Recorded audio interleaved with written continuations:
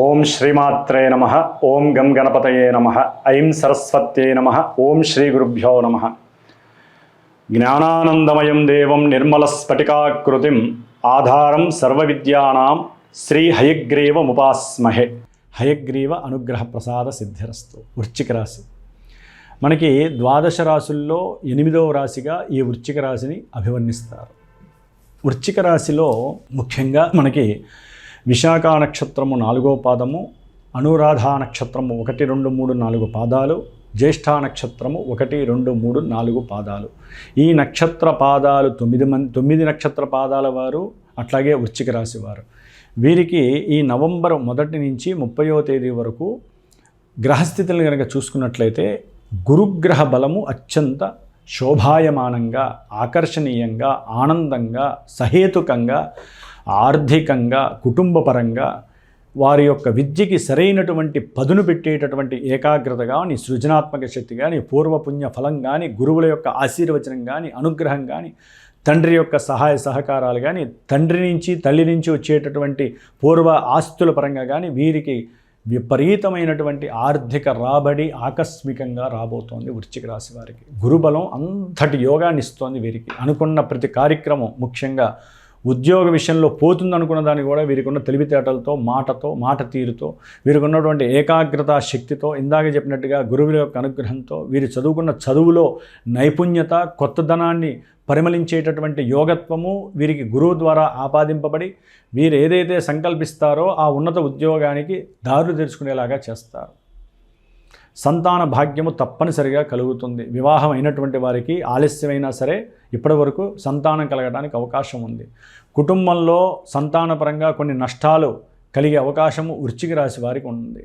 అట్లాగే తండ్రి పరంగా కూడా అనారోగ్యరీత్యా కొంత ధన నష్టము, లేదా తండ్రి యొక్క ప్రయాణాల ద్వారా కూడా వీరి కొంత ధనాన్ని వారికి నష్టంగా పెట్టే పరిస్థితి కలుగుతుంది. అదే అమ్మినటువంటి కొన్ని ఆస్తుల ద్వారా కూడా సంతానానికి ధనాన్ని పెట్టి వారిని విదేశాలకు పంపించేటటువంటి పరిస్థితికి పూనుకుంటారు వృశ్చిక రాశి వారు. స్టాక్ మార్కెట్లలో వీరు కొంచెం ఆలోచించి నిర్ణయాలు పెద్దవాళ్ళతో చర్చించి జాగ్రత్తగా పెట్టుకోవాలి. ఈ నెలాఖరు 28 తర్వాత, లేకపోతే అనుకోకుండానే మీ యొక్క సంకల్పానికి వికల్పం అవుతుంది. ఆ ఆర్థికంగా నష్టపోయే పరిస్థితి. గురువు ఎంత ఇచ్చినప్పటికీ గురువు వలన చాలా మీకు బ్యాలెన్స్ అయిపోతూ ఉంటుంది. మీరు నష్టపోకుండా గురు మహానుభావుడు కాపాడుతూ ఉంటాడు. కానీ పంచమంలో ఉన్నటువంటి శని అట్లా కాదు. ఆయన ఏంటంటే నిదానస్తుడు. మీరు ఏదైనా స్టాక్ మార్కెట్లోనో, లేకపోతే ఒక పెట్టుబడి పెడదామనో, లేకపోతే ఒక రియల్ ఎస్టేట్ రంగంలో ఒక వ్యాపారంలో పెట్టుబడి పెడదామనో, స్థలం గురించో ఆలోచిస్తూ ఉంటారు. ఫాస్ట్గా నిర్ణయం తీసుకోకపోతే నష్టపోతారు. ఎందుకంటే గురువు యొక్క దృష్టి ఉన్నప్పుడే ఇవన్నీ చేసేసుకోవాలి. ఆలోచిస్తూ ఉంటే ఏంటంటే మీకు ఇబ్బందులు కలుగుతాయి.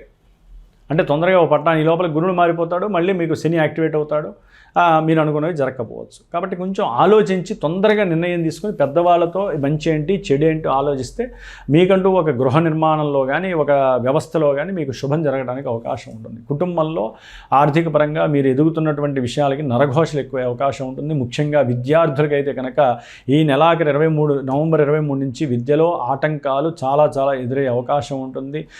అటెండెన్స్ సరిగ్గా లేక మీకు పరీక్షలు రాయలేనటువంటి పరిస్థితులు కూడా ముందు కనిపించే అవకాశం. గురుబలం ఎల్లవేళలా ఉండదు కదా. డిసెంబర్ 5కి గురుబలం వెళ్ళిపోతుంది కదా మా వృశ్చిక రాశి వారికి.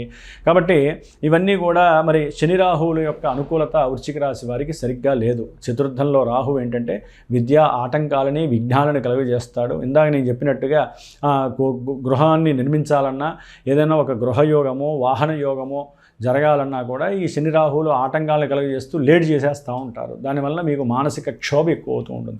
ఇష్టం ఉంటుంది కొనాలని. ముఖ్యంగా భార్యాభర్తల మధ్య కొంత అనుకోని సంఘటనలు, ఇబ్బందులు కలిగి ఎడబాటుకు దారితీసి అనవసరంగా లాయర్లు, జడ్జీలు వెంబడి పెట్టి డబ్బులు పెడుతుంటూ ఉండాలి విడిపోవటానికని. కలిసి ఉండడానికి ప్రయత్నం చేయండి. భార్యాభర్తలు ఎప్పుడూ కూడా కలిసి ఉండటానికి. ఎందుకంటే శుక్రుడు సొంత క్షేత్రంలో ఉన్నాడండి.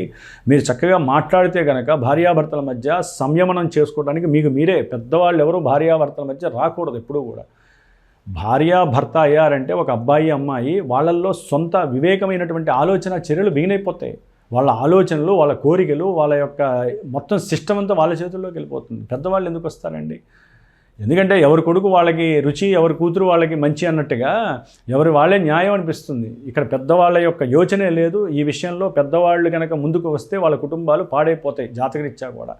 కాబట్టి ఎందుకంటే వృశ్చిక రాశిలో ఈ నెలాఖరు తర్వాత రవి కుజుడు కలిసి ఉంటారు. అట్లాగే అప్పటి వరకు రవి శుక్రులు కలిసి ఉంటారు. ఇది చాలా ఇబ్బందికరమైనటువంటి పరిస్థితి అండి. విడిపోవడానికి చాలా ఎక్కువ అవకాశాలు ఉంటాయి భార్యాభర్తల మధ్య.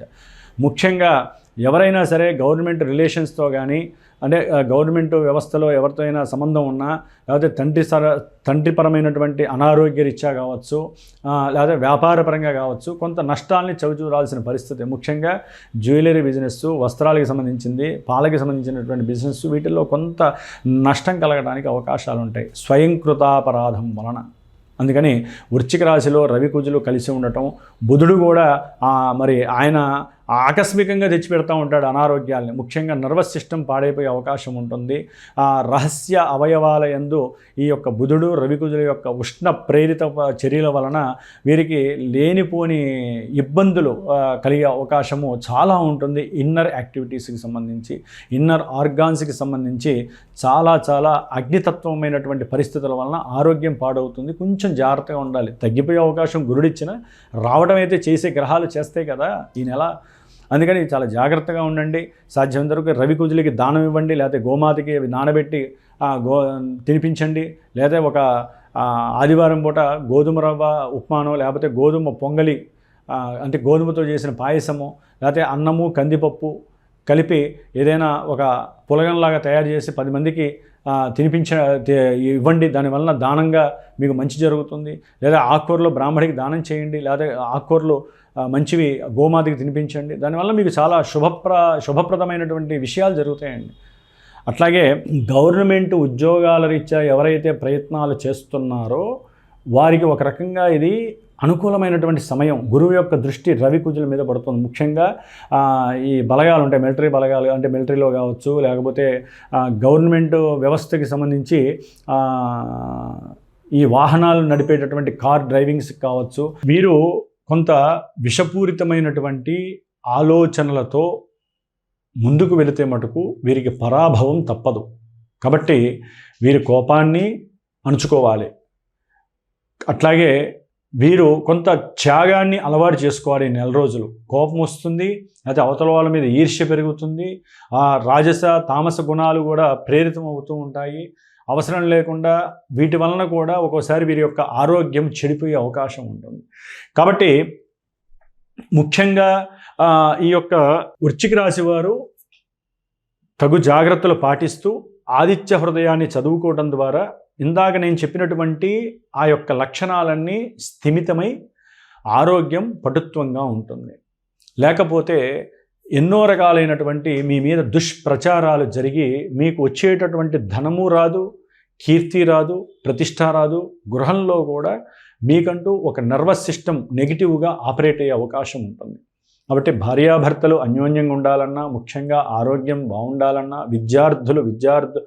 విద్యార్థులకి యోగం కలగాలన్నా ఈ యొక్క స్కంద షష్ఠి రోజున మా యొక్క పీఠంలో జరిగేటటువంటి ఈ హోమంలో సాధ్యంతరకు పిల్లల గురించి, అట్లాగే ఎవరైనా ల్యాండ్కి సంబంధించిన విషయాలు కానివ్వండి, భూ సంబంధిత విషయాలలో కానీ, కోర్టు కేసులు అనుభవిస్తున్న వాళ్ళు కావచ్చు, భార్యాభర్తలు ఎడబాటుగా ఉండి ఓ పట్టాన తొందరగా తెమలక ఆర్థికంగా నష్టపోతున్న వాళ్ళు కావచ్చు, ఈ స్వామివారికి సంబంధించినటువంటి ఈ 6 రోజుల సర్పసూక్త పారాయణతో పాటుగా హోమంలో పాల్గొనే అవకాశాన్ని తీసుకొని మీకు కలిగేటటువంటి దోషాలన్నీ పోగొట్టుకోండి.